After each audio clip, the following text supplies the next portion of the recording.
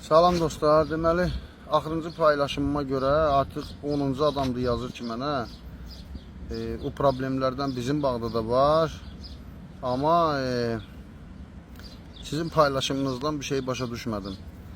Yəni birincisi başa düşmək lazımdır ki, mən orada hər kəs üçün paylaşım elədim. Yəni adam olur ki, niyə kaolin verdim? Fotosintez olmayanda nə baş verir? Bu suallara cavab axtarır. Adam olur ki, heç bir cavab axtarmır. Elə konkret deyir ki,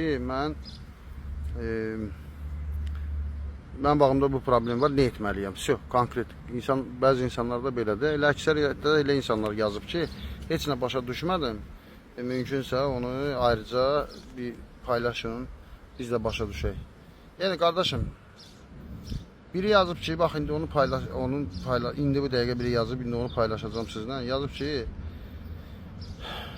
paylaşımınız nədirsə, bizdə də o problemdən var. Amma heç nə başa düşmədik dediyinizdən. Deyirsən, yaz ki, filan şey ver, vəssalam. Onsuz da biz sizin dediyinizi edirik, biraz sadə danış, biz də başa düşək. Sadəsi budur, qardaş.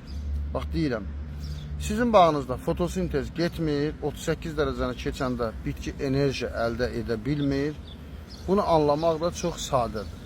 Yəni enerjisiz, yeməksiz, içməksiz, saatlarla, hətta günlərlə günün altında qalmısınız, elə fərz edin.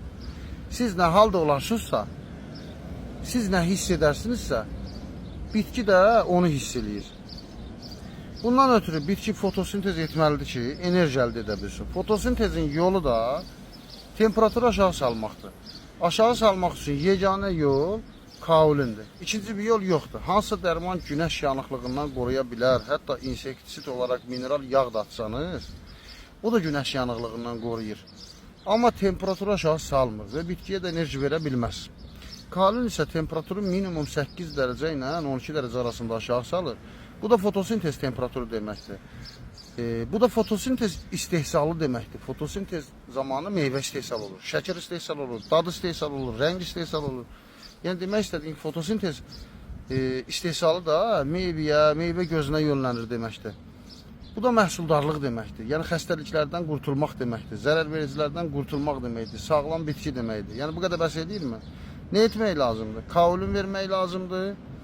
Günəş yanıqlığından qoruyasınız və eyni zamanda bitki də fotosintez eləsin. Yəni tək günəş yanıqlığından qorumaqla məsələ bitmir. Hə, günəş kremini çək, uzan günəşin altında. Neçə saat uzana bilərsən? O günəş səni yandıracaq da əvvəl-axır. Yəni demək istədiyim məsələ budur ki, bitkini fotosintez etməsi üçün nə etmək lazımdır? Onu mütləq şəkildə təmin eləmək lazımdır. Bitki fotosintez etmədisə maksimum 2 günə onun ehtiyat enerjisi bitir. Yəni ehtiyat enerjisini paylaşmışam mövzularda. Yəni onu gecə tənəffüs sistemi ilə, fotorespirasiya ilə bir şəkildə onu raskod edib 2 günə qutarır. Onun çünki bitkidə heç vaxt yarpaqlarda zapas şəkər enerjisi o qədər çox ola bilməz. Maksimum 2 günə bitdi. Yəni sizin bitkiyə eləyə biləcəyi ən yaxşılıq onu fotosintez etməsini təmin etməkdir. Bu qədər sadə bəs edirmi?